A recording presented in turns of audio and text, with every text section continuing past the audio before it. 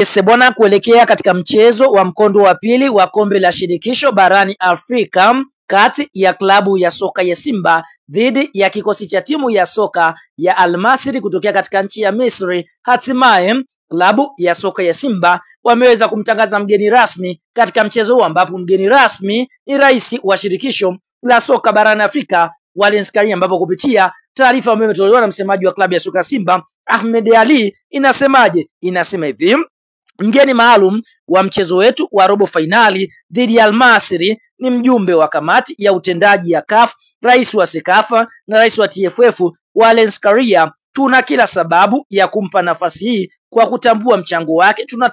Tunaheshimu mchango wa Wallace Karia kwenye mpira wa Tanzania. Simba Sports Club kufika nafasi ya 6 kwa ubora Afrika ni katika uongozi wa kwake. Huyo ni Ahmed Ali, meneja habari, akithibitisha Wallace Karia ndiye mgeni rasmi katika